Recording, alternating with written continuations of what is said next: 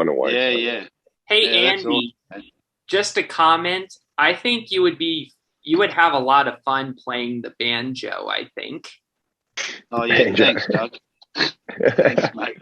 I'd actually love to learn that for the banjo. That'd be great. Well, someone who can play it really well. Yeah, absolutely. Hey, Yeah. listen, we're getting very close to running out of time, but just a quick question for both of you. Can you just give us an instance of where, was there a moment where you just went, oh, shit, this is too hard. This is too hard, and something just kept you going, you know, like you got to a dark point or something where you didn't think it was going to happen, or some circumstance arose?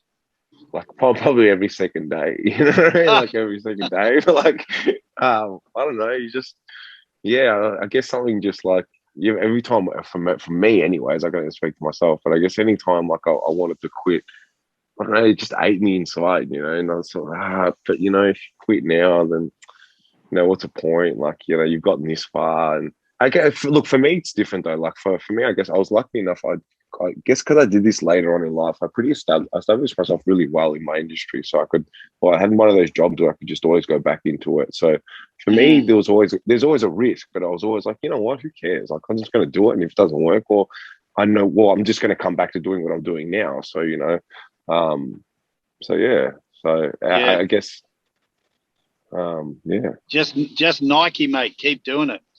What about you, Jacko? I think for myself, I had one of those moments when I first kind of arrived to London. So I mean, I'd left Vancouver, Canada, where like I was probably at the peak of my success in my career as an AD. You know, just finished this brilliant film, Bad Times at the El Royale. Did another film after that with some talented people. And then I moved. I thought, you know, I'll move to London and start this whole new experience. And I got to London, and it was hard. You know, like you couldn't get a house without getting a bank account. You couldn't get a bank account without getting a job. You couldn't get a job without a house.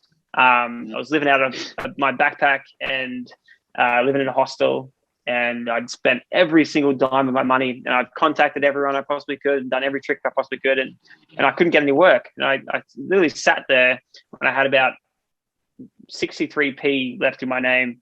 And I felt like crying. I broke down. I'm like, I've made a mistake. I should never have left Canada. Like, you know, what have I done? Like, but you know what? I sold my drone once again and afforded another week's rent. And I just kept on emailing people, and eventually someone got back to me with with a job that started like on a film that started the next week, and things just turned around.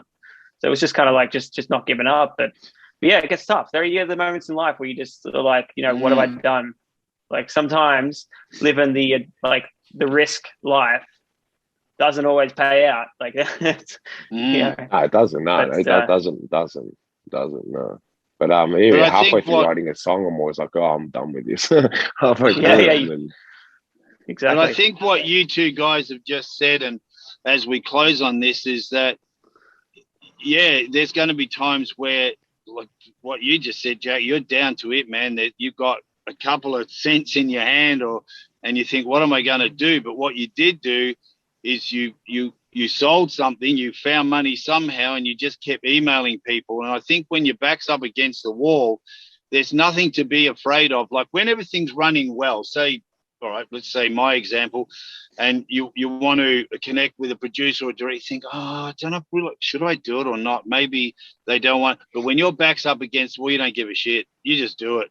You just go, I can't sit here living in this. I've got to keep connecting with people, ask, email, call, talk, because somewhere the roulette wheel will stop on your number and someone will get back to you. But if you don't do it, you'll just stay wherever you are, you know. Well, you won't do it. Yeah, if you don't do it, you won't do it. So like, exactly. Well, see, just here in LA, just recently, I left my agent, one of the big five here, and it was nothing to do with them. I just had a feeling for me it wasn't for me anymore being in this big agency. Just I can't give any particular reason. I just felt I needed to move. They've been amazing to me, like really have been. And I left, and my agent in Australia said, all right, we'll set some meetings up. And they did, and then the meetings fell through. They said, oh, we've changed our mind. I went, oh, okay. Now, normally you'd sort of go, oh, is it me? Am I too old? Do they not like what I do? I went, oh, whatever. That's just doesn't matter. I don't know why they did it. Doesn't matter. And during that time, I'd met an actor probably 15, 20 years ago in Australia. Hello. Hey, buddy. And Kelpie, mate. Kelpie, love him. And I met this actor. I had a German Shepherd crossed with a Kelpie. He was the smartest dog. 18 years we had him, mate. 18 years. That's a long time for a dog. And I have a dog named Bunny. And she loves me. So I met this actor, right? And he was always going for the same auditions as me. And one day I went up to him and said, listen, mate, we might as well be friends because every time I go to an audition, you're there. And I said, you always get the role and I get the one underneath. I said, let's just be buddies. So we became friends. And then years and years later, I said to him, having a beer down in Brunswick, I said, you should be in the States, mate. I said, the work you do is really good. Robert Morgan's his name. I said, you should be in the States, mate, you know. So he's been here for 8 years and, you know, we were good buddies hanging out. And then, you know, we just lost contact for whatever reason. And we just reconnected probably about maybe 5-6 weeks ago. And I told him I'd left my agent and he said, oh, well, you should come and see my manager at Bohemia. And I went, okay. Went there, signed up on the dot, right? And then she said, oh, by the way, I've always been a fan of yours. She said, but you and Robert have a really crazy relationship, which we do. When me and Rob meet, we're like the odd couple, right? Like he'll be sitting at a coffee shop and I'll walk up and he'll be sitting outside and I'll go, hey, mate, that's actually where I sit every time I come here. And he goes, you what? I said, you heard. I said, that's where I sit. And he goes, and I said, and get off.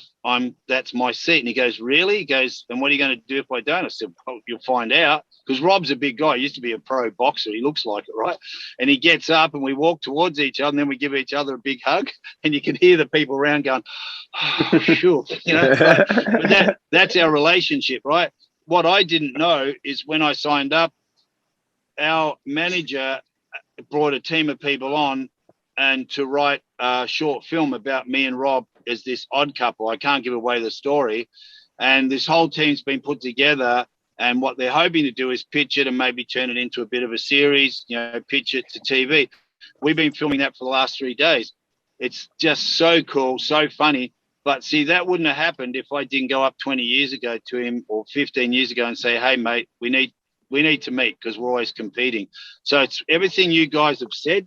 It's meeting people. It's not being comfortable. It's taking risks. It's doing all of that. And the same as what Doug's doing and what I've done myself for 30 years or probably 69 years of my life, never being comfortable, never being sitting in this place. Keep taking risks and you never, ever, ever know what will happen. You know, you will create things. Yeah. Definitely. 100%. And you two guys have just been a testimony to that, and Doug as well. But being the creative journey of this, it's just been amazing to hear your story. And we have run out of time, but I would really love to get you guys back on again in another 6 months or so, just to see exactly where you're at, you know, what's happening, because this is such an inspirational story for creative artists, actors, whatever you're starting out to do. This is such a good story because I don't say there's magic in your stories. Personally, myself, it's you guys started at the base camp of Mount Everest and you just didn't give up and you just keep climbing, you know, and you're achieving what you're setting out to through all the highs and lows. So I really appreciate you coming on, you know. I think we're both still on a way up, I guess. Yeah, that's right. Not one camp yet, so definitely. Yeah, that's it. It's a long way to go.